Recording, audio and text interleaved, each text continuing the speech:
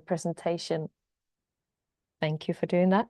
We are very happy to have a webinar on digital organizing for work time reduction, where we are going to be talking about the time reduction campaign that CCOO Catalunya had.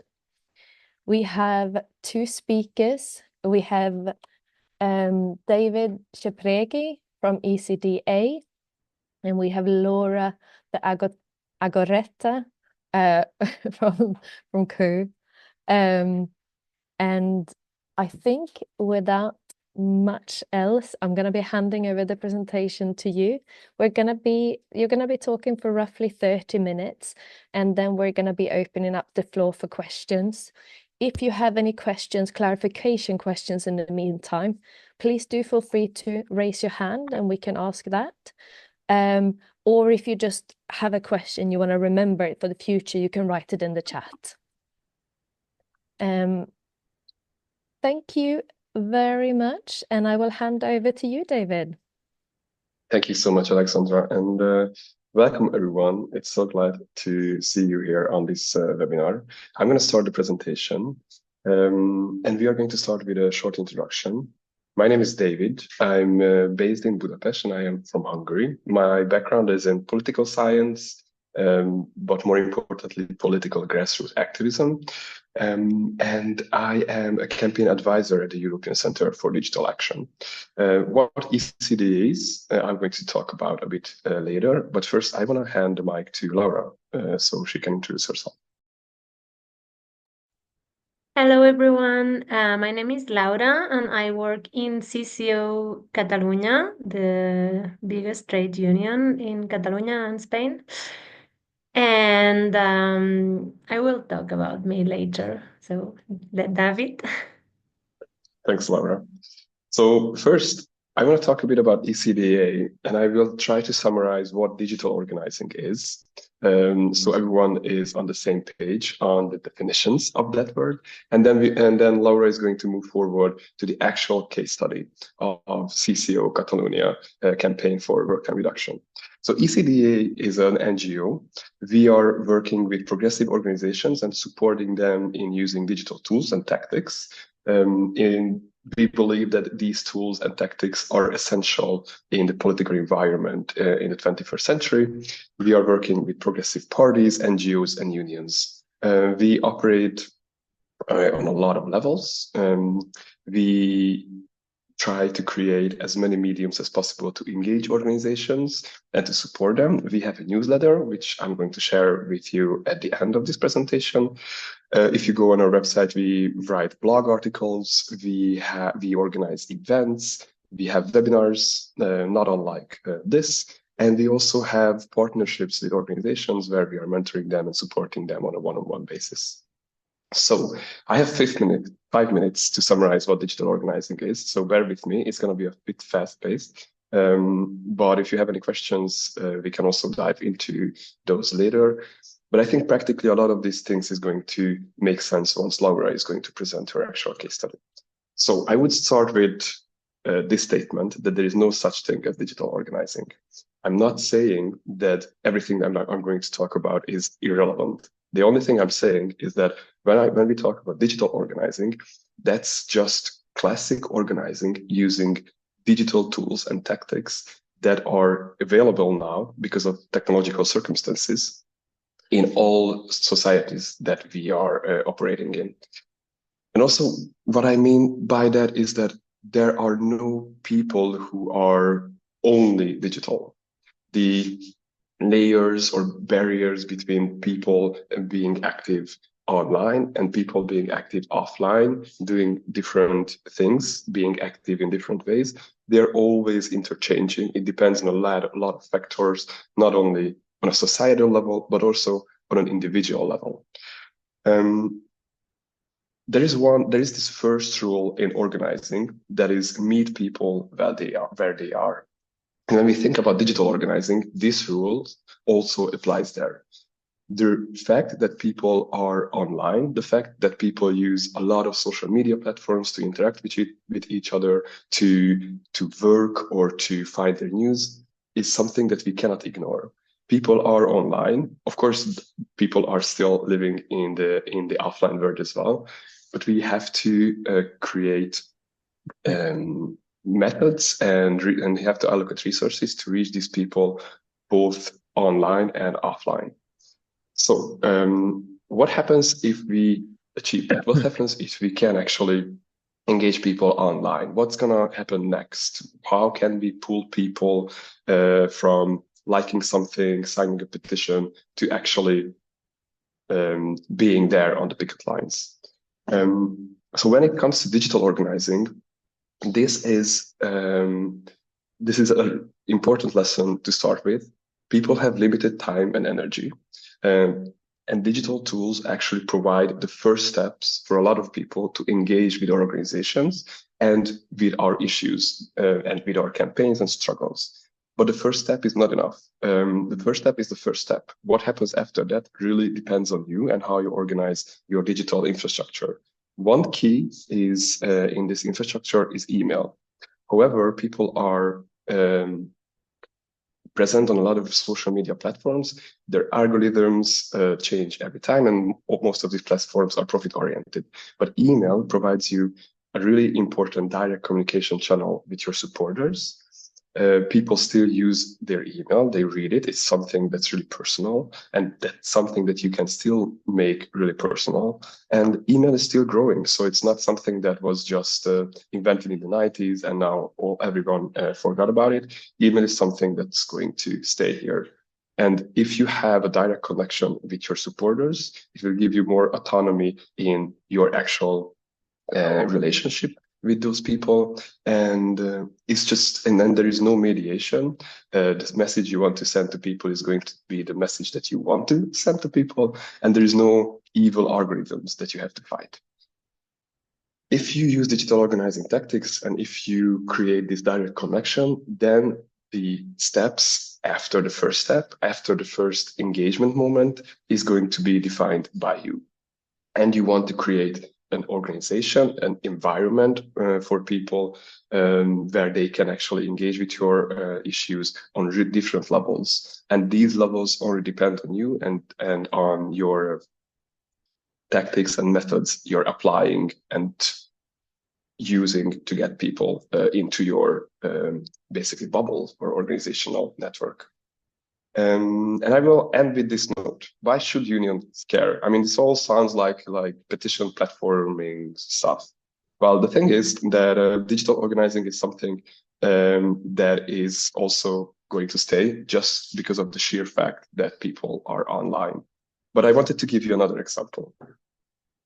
This is a research done a couple of years ago by Economic Policy Institute, and I just wanted to use it as a reminder that unions are not only good for workers themselves, but they are one of the key in protecting our democracy and civic rights. And that is the most important reason why ECDA is supporting unions in these digital organizing efforts.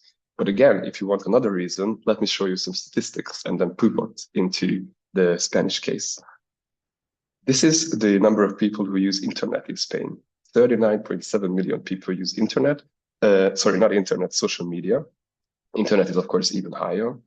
So almost 40 million people use social media platforms in Spain, and that is 83% of the whole population. And you can see the breakdown of which social media platforms people use the most. And I'm guessing that it's not only people on the street, but also workers and their families who are targeted and who are the targets and audiences of unions are in this 83%. So this is just a sheer reality that unions cannot ignore. And with that in mind, I would hand the mic to Laura to introduce this campaign in Catalonia about work time reduction. Thanks, David. Okay, let's go. So, hello everyone. I'm Laura, and I am a unionist. My mother was a unionist. My father was a unionist. My grandmother was a unionist. And the first memory of my life is a demonstration. I was 2.5.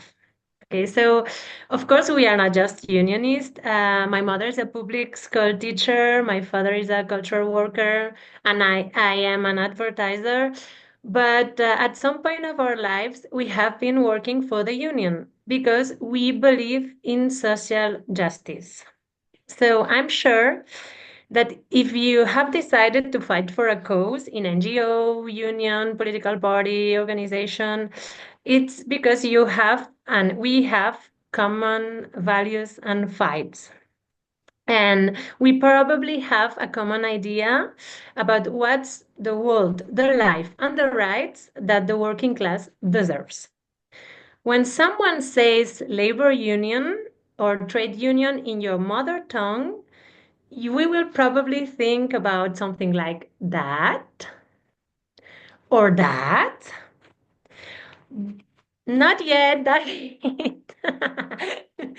However, if you talk about labor union to a random person in the street or on internet, the digital street, the most probably this person, she or he, imagines something like this or something like this, or even worse, something like this. Yeah. But that's not finished, okay? There's another bad news. It's December 2024, and the communication technologies look like this. Meanwhile, the communication office of the old structures, like old political parties, international organizations, and of course, unions, tend to look more like this. Yeah. Okay. Okay, seriously, this office is beautiful. Look at that furniture. I love, and I'm sure it's for life, like labor rights. For example, the work time reduction. Each time that we have achieved a reduction, it has been for life. In 1919, in my hometown, Barcelona, the workers of La Canadenca, the Canadian-owned Barcelona Traction Light and Power Company, went on strike for 44 days. This major strike led to a historic victory. The company granted an 8-hour workday. And then the Spanish government extended the 8-hour day to all workers nationwide. So they were very well organized and they won. The thing now in 2024 is to be both analog and digitally organized. And this is much easier when you are a new and fresh organization that can build databases with modern tools from the beginning and that has big digital teams than when you are an old organization and never heard about CRM. No panic, okay? Less easy doesn't mean impossible. It means just some extra effort, but it's worth it. It's worth it, and I can prove it. Okay, so I would like to explain how did we organize our work time reduction campaign, because it's the reason why you are here, I think. But first, I have to say that you don't upgrade from digital unorganized organization to digital organizing in just one day. It takes time to build it, and every organization has different realities and different starting points. So, how it started for us? Do you remember the previous picture about, yeah, this one? Okay, so that's how it started, okay? To be honest, it started in June 2023 when the polls predicted bad results for the progressives in the Spanish general election that was going to happen on the 23rd July. And my organization, the union, decided to help mobilize the progressive voters. So it was exactly at this point that we realized that we weren't digitally organized. Big databases without data, no experience on digital marketing, not tracking codes, and no WhatsApp groups. But we made it. Yeah. So this is another story I can explain to you someday. But the thing is that we made it. We changed our entire way of working in digital environment. And it was the beginning of something completely new for us, the digital organizing. Since then, since 2023, with each campaign that we have been working on, we've been implementing new knowledge and tools, and we've been learning as we go along. So now the work time reduction campaign. Before to start, I just want to tell you that CCOO fights for the for the 32 hours, working hours, not for 37 and a half. But I'm going to explain you the context. Why are we fighting right now for 37 and a half? Okay, so the context. In November 2023, the leaders of the coalition government committed to reduce the working time to 37 and a half. It's the measure most desired by the entire population, regardless of the political party they vote for, and 2 out of 3 people are in favor of reducing working hours. And I think the third person didn't understand the question. So the government idea was to find an agreement with agents of social dialogue. It means the employers association and unions. So our first challenge was to convince the Catalan Employers Association to support this measure because we work on regional, on regional because we are CCO Catalunya. But at some point, Spanish Employers Association has blocked the negotiation, so we had to change our challenge. So the challenge number 2 was getting the government to go ahead with the 37 and a half in the minister's council without the employers' agreement. As a union, we will always find it safer for any measure to reach an agreement with the employers. But when employers don't want it and block it, we have to put the interests of working class first. So we are doing this. And then our third challenge was once it goes from the Ministers' Council to the Parliament, get the necessary votes for the 37 and a half to be approved. Okay, so once you have your challenges detected, it's important to work with a strategic calendar. So that's why we made a calendar and we started to work on creative idea on summer. Okay, that's important.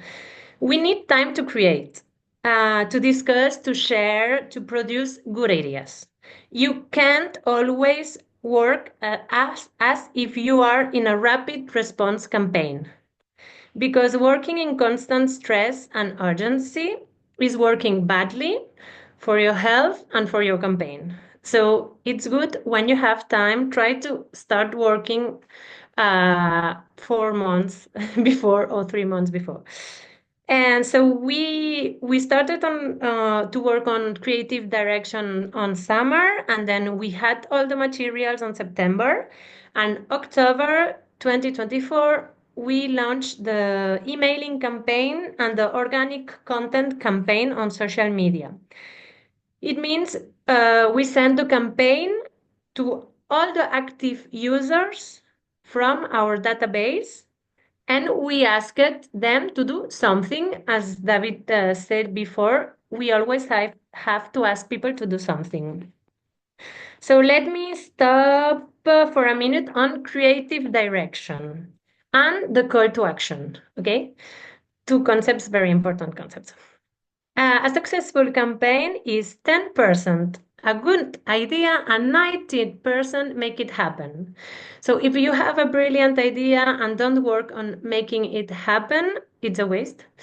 So do not invest energy only in having brilliant ideas, but invest energy on having brilliant ideas too, of course. So we based the campaign more on emotions than data. Maybe at this point of 2024, sorry, it seems obvious, but I spent half of my life reminding people in my organization of this. So we decided to talk about dreams. People like to dream. If you ask anyone what they would do if they never had to work again, never had to work again, most of the time you will get a detailed answer because most of the people are forced to work to live. And they have imagined many times what they would do if they didn't have to work. So the main concept was the time, okay? It was more time for you and also more time for friends, more time for the family, more time to read, more time to love, more time to whatever you want. So we have a lot of creatives, different creatives with more time. And the other point I wanted to talk about is the call to action. I think David also talked about this. So you need to ask people to do something always, because if you just tell, hey, yes, we are going to do a campaign about work time reduction, okay, it's cool. And that's all. No, you have to ask them, okay, we need your support. And how? So you sign a petition and then you keep connected with them. So, as David said, you can ask people three things: money, time, or digital activism. So, we started with the simplest, asking them to sign a petition. And at the beginning, we wanted to deliver the result, the signatures to the Catalan Employers Association, but since we had to change our goal, we changed the target of the petition. So the idea is, as long as you can, to never stop asking things to the people. Collect as much information as possible. Build a flow from the moment they arrive to your database and what's going to happen. And never leave no one behind. Okay? Don't leave no one behind. Okay, so now let's come back to the campaign. 1 week later, we launch the Meta Ads campaign. Don't be afraid of using meta ads. Okay, meta ads is very useful. You don't need big budget, you just need good targeting, and you can bring people from meta to your database. And that's super super super good for you because you can bring new people to your database.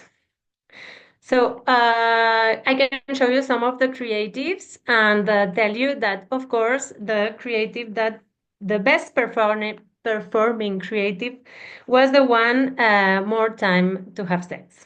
Okay, yeah, of course. We need time for everything. Okay, so then October. No, yeah, no, October. Yes, still October. We did a lot of things in October. We organized a flyers distribution campaign. This is analog. I mean, this is not digital, but is digitally related. Okay, so we put a QR code with a tracking code on the flyers, and we like that we can have the number of people that signed the petition from the flyer. Okay, and that was very useful because normally we are just sometimes we give flyers, unions do it, and we don't, if you don't have a call to action, you don't have numbers, you can't know how much people did actually did what you wanted. So we did it on October because it was the change time to winter. You know, we put the clocks on winter time, and the flyer was saying October 26th, we win 1 hour. Can you imagine to win 10 hours per month? Because with the reduction is 10 hours per month. Okay, so November. Let's go. Okay, we paused the campaign during 3 weeks. I wanted to talk about this because it's very important. Um, you are working on your campaign that is very important for you, but things are happening in the world around you, and you have to keep connected and you have to be smart enough to pose a campaign, a meta ads campaign, if it's not working. So we had two topics on the public agenda. One was the catastrophic floods in Valencia, and people were really concentrate on this topic, helping and sharing information, and all the social media was about Valencia. So there was no place for us. And also we had some housing rights demonstrations. So people were also very concentrated on sharing the housing rights. So, and we also, of course, as a union, we joined these two causes. So we just posted the campaign, and then after on 22 November, we slowly reactivate the campaign. And finally, at the end of November, we launched the stickers campaign. Okay, so what is it? So the stickers campaign is not our original idea. Okay, it's an idea that was inspired by a Hungarian campaign. And at this point, I have to say that it's really amazing to have a common network with the progressives, because like that you can share campaigns, you can learn from the others, and you can take their ideas and use for your campaign. And yeah, that's super cool. So we just take this idea and we made some stickers and we sent emails to the people that had signed to the petition. And we say, would you like to have some stickers at your place? And you can use and put them wherever you want. And people really want the stickers. So now we have too much people asking for stickers, but it's good. And so we have four designs, and it's like, what are you gonna do with 10 extra hours per month? Or you could be at home 30 minutes ago, and more time for you, and more time to live free. This one is also very important. Okay, so next steps of my calendar, our calendar, sorry. So now, just in December, it's a complicated month for campaigning, not related with Christmas. So we are just keeping connected with the golden audience, the people that have signed it, and keeping connected with the stickers audience, because we are going to send them the stickers on January. So we have to keep connected, telling them we are producing the stickers, we are preparing everything, we have the designs, we are here, we don't forget about you, but it just you will receive it on January. And we keep an eye on the Ministers' Council, because maybe the 37 and a half hours goes to the Ministers' Council. We don't know yet. It's maybe gonna happen before the end of the year. And then for January, so yeah, no, yeah. So if the 37 and a half hours go to the Ministers' Council before the end of the year, it means that it goes to the Parliament on January. So we have to keep an eye on this. And if it goes to the Parliament, we will probably organize a mobilization. We will send stickers to the people, and well, we have also some other steps, but it's a surprise. So just stay tuned with us, and you will see. So just before ending, I wanted to tell you that we have more than 30,500 signatures of these in Catalonia. I mean, it's regional. From these, around 10,000 are new emails in our database. So it's a lot of new emails. And not all of them come from meta ads. Okay, so there's another way. The best way to reach new emails is social sharing. So ask the people that have signed it to share it, and it really worked very well for us. And So there's a lot of people interested on this measure, as I told you at the beginning. So now I think that we are going to go for the 20 and for the 50,000 signatures. It could be a good goal. And well, I hope that after this, I convinced you all that you have to contact David and start to work on digital organizing for your campaigns. Thank you so much.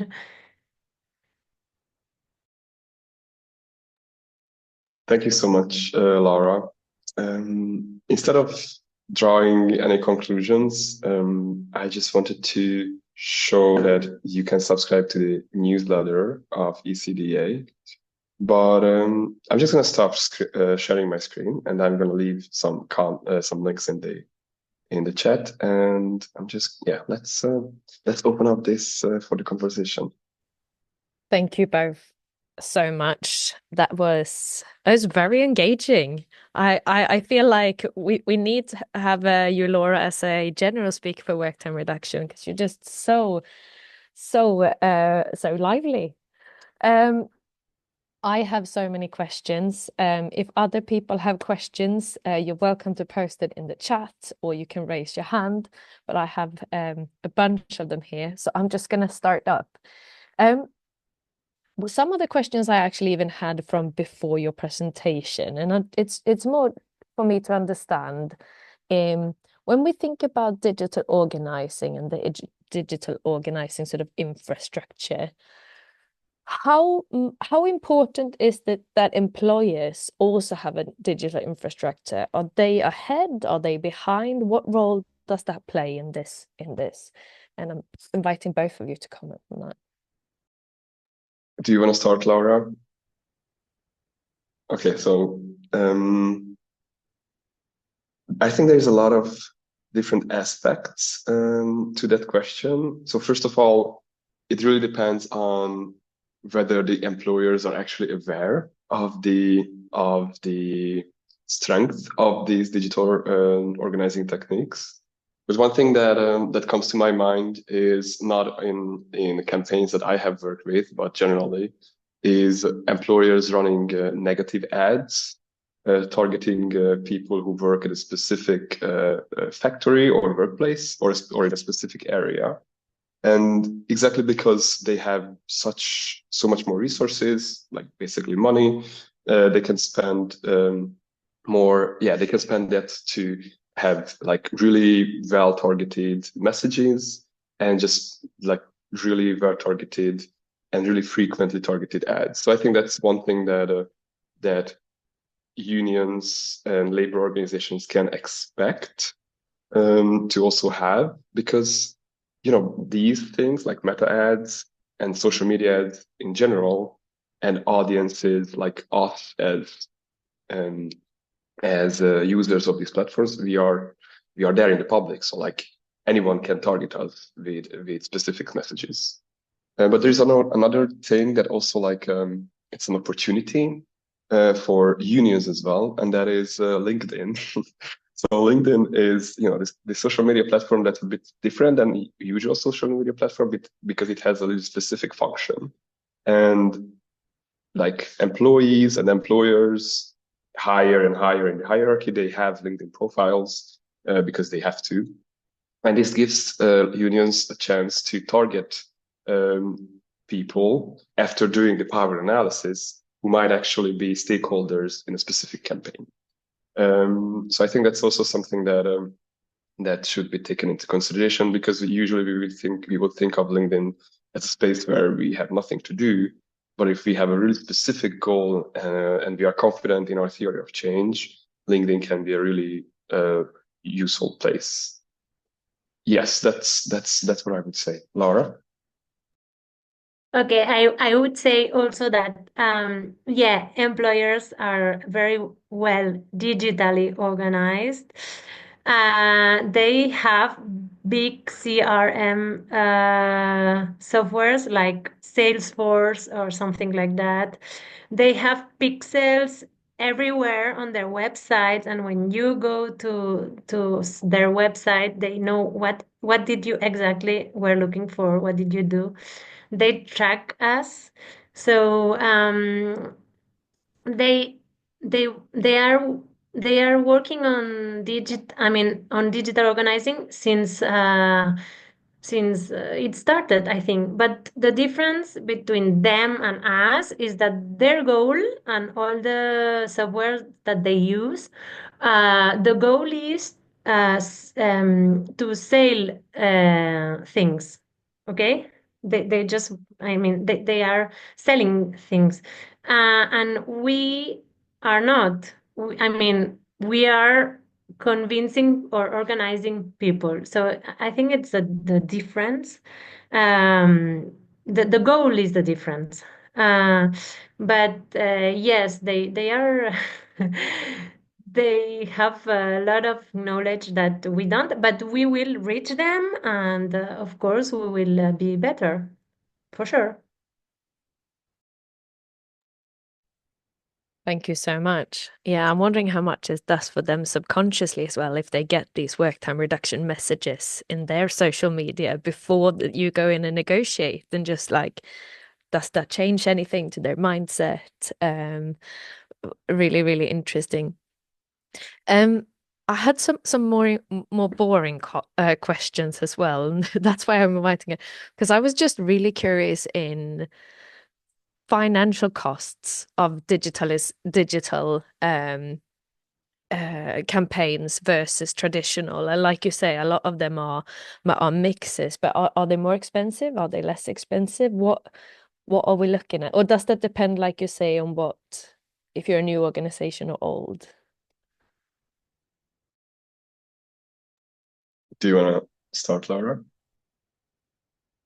Okay, I can start. Okay,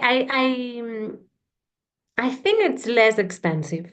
Okay, but you need a lot of trainings. Okay, so it's more that you need to change the minds of the structures of the people that take decisions in your structure, change their minds, and you need to train some people, technically train some people.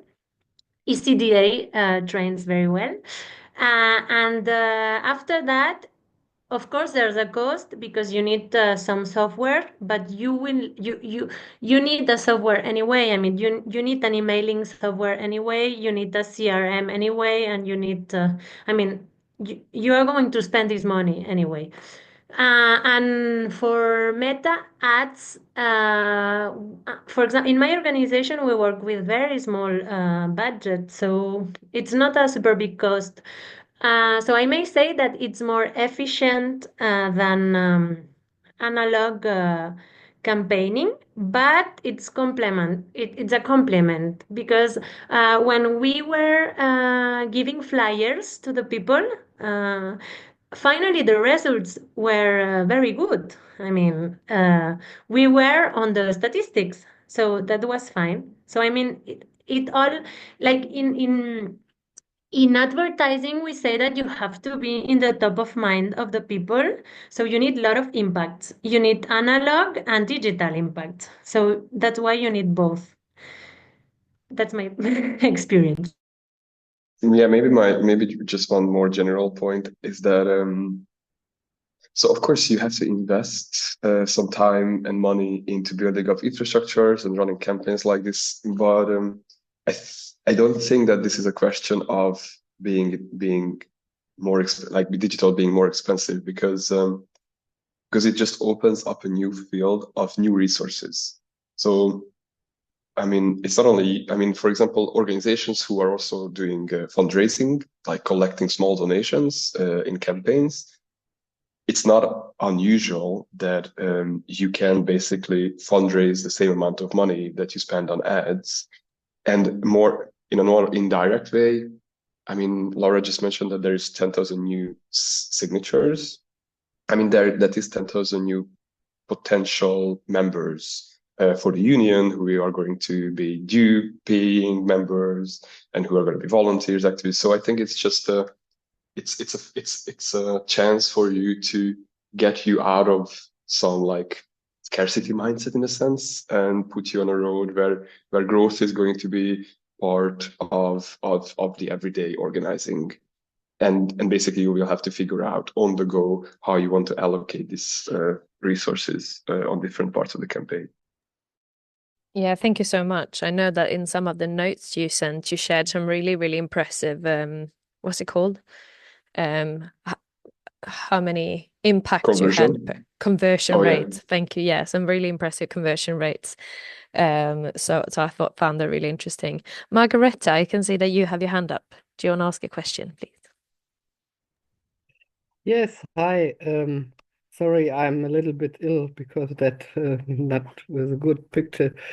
Um, I'm a member of the trade union Verdi, and this trade union in Germany now demands for a working time reduction in form of 3 more free days and 1 more free day only for members.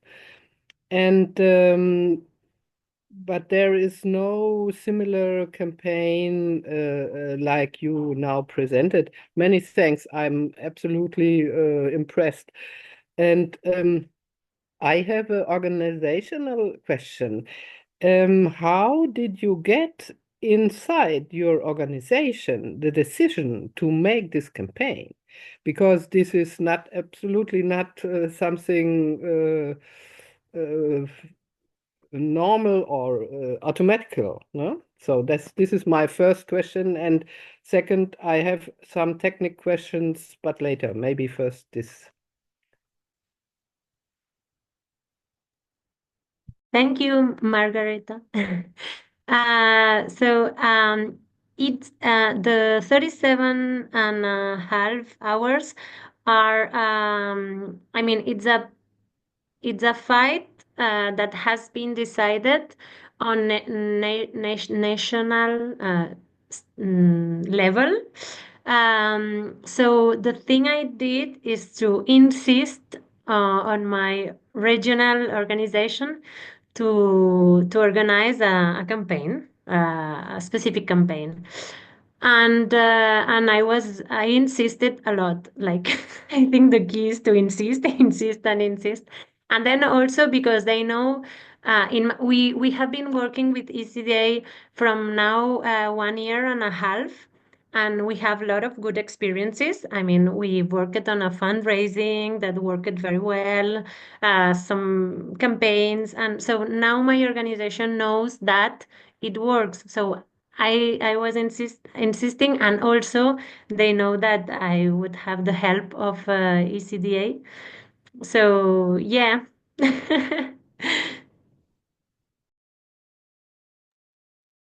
So basically, you had some previous data you could refer to show. So that might be a good suggestion actually to have sort of start of a fundraising campaign or something to be able to have something that is important for the wider organization, and then build on that. Margareta, did you have a second question? Yes, my second is something technical. First, meta ads. I did not hear about that, how this really works.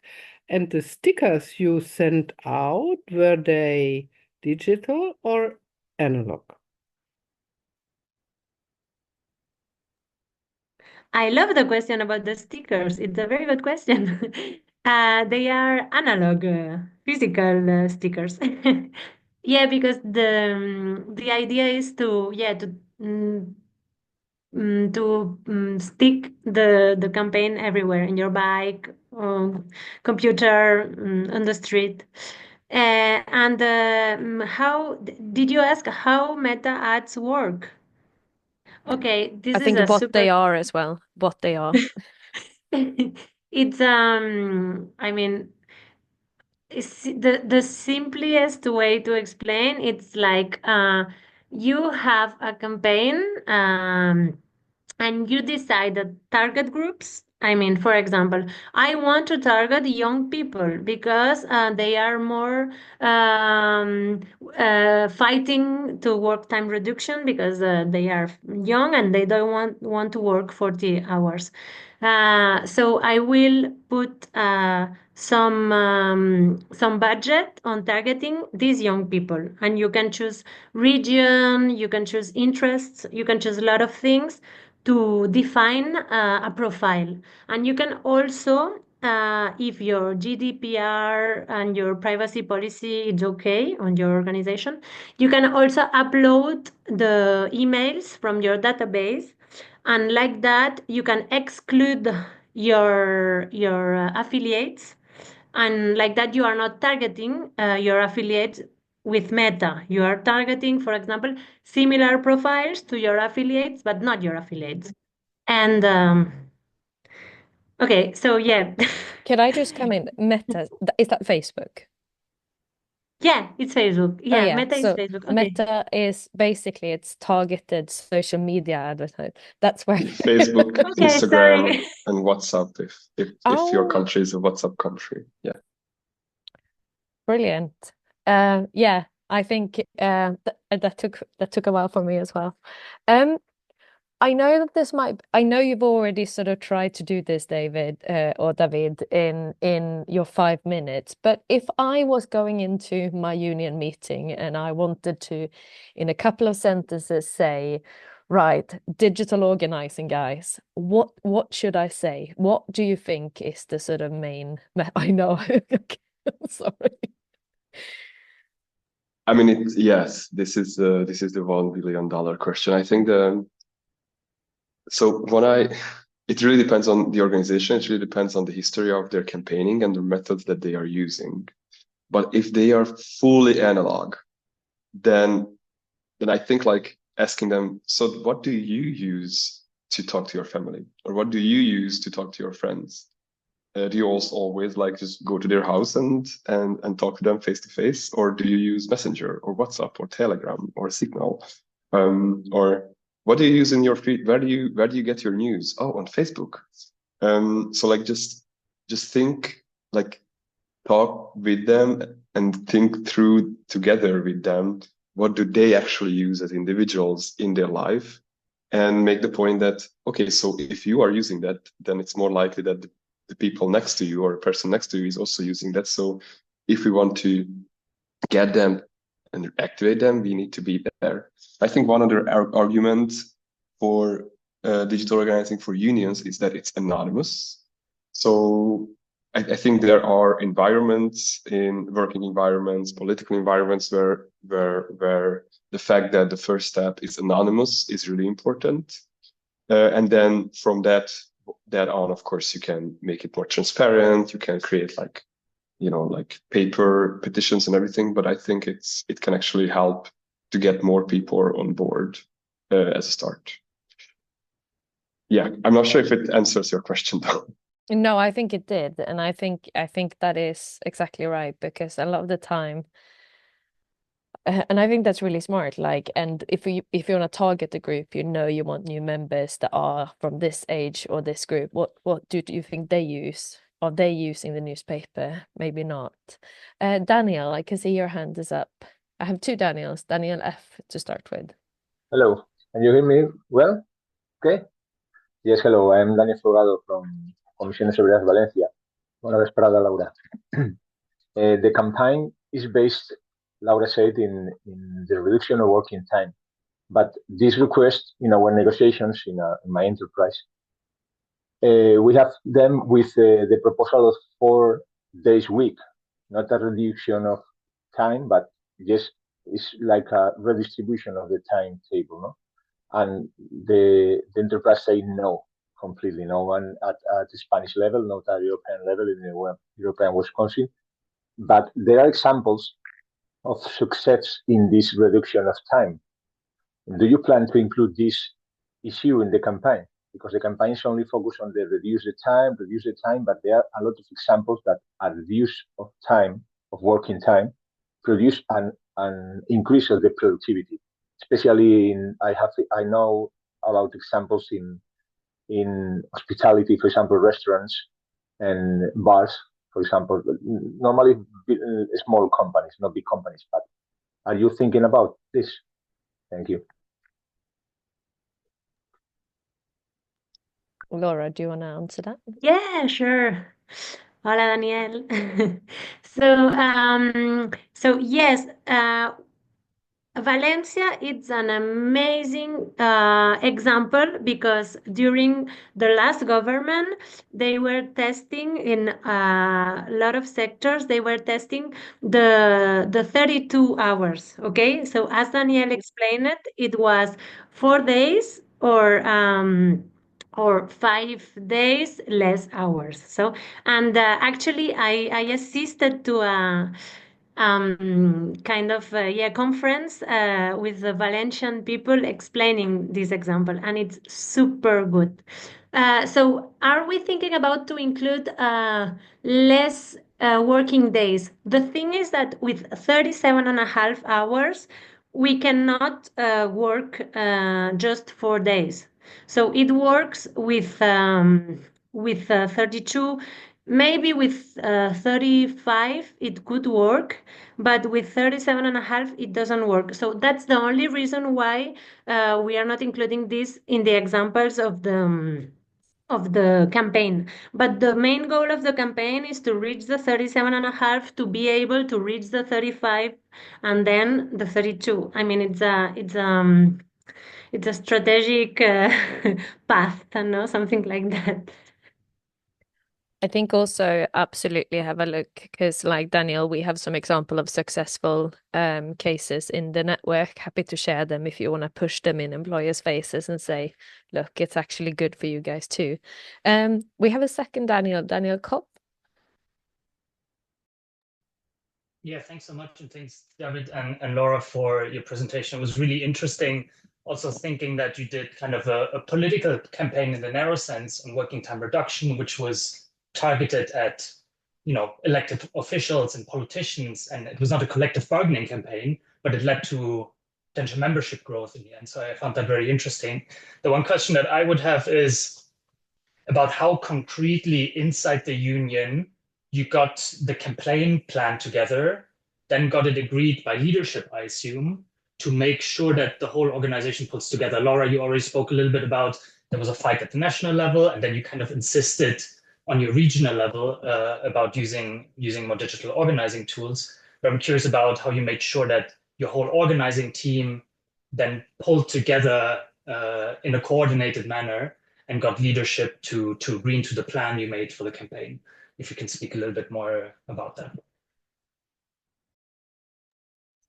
Well, so the thing is that in my organization, I mean, once it's decided at national level that everybody's fighting for something like 37 and hours and a half, we, the regions, we can do different campaigns. So on my region, Catalunya, so once the idea has been approved in the executive organ, I mean the intern democracy system, once it has been approved, all the organization works in the same sense.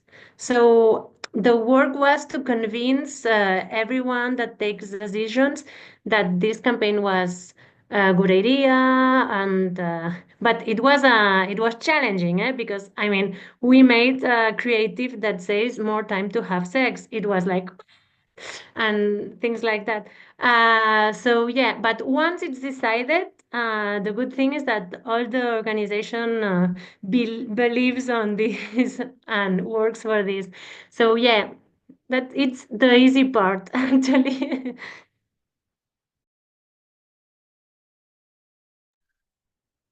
Thank you very much. We have only got a couple of minutes left on this webinar, and I'm gonna be quite strict on time. David, did you want to share any of the resources in the chat, just so it's available for people? Yes. Thank you. That's Oh, sorry. exactly what I'm doing. No, that's I just remembered that that's exactly what I'm doing. And let me just highlight one thing, and that's the website. So if you go on the website of ECDA, you will find a place called the Toolbox.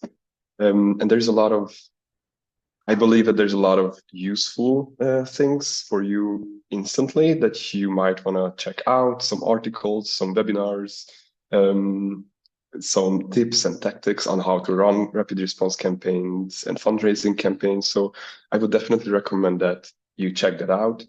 I mentioned the newsletter. We have a weekly newsletter. You will get the newest info about our upcoming webinars there and some other information.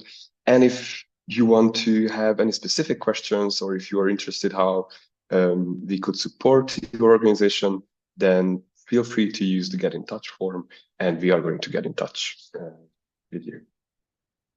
Brilliant. Thank you both so much for a really, really engaging webinar. I'm also going to make sure that when we are posting the recording of this webinar on the website, that we're including those links below, because otherwise that might cause some frustration. Thank you to our amazing speaker, David and Laura. Thank you all for attending this webinar, for asking questions, for being engaged. Thank you, India, for starting it up and always helping. And I wish you all a really, really happy holidays, and I hope everyone gets some rest over the next couple of weeks. Bye, everyone. Bye. Thank you for the opportunity. Bye. Thank you so much. Thank you.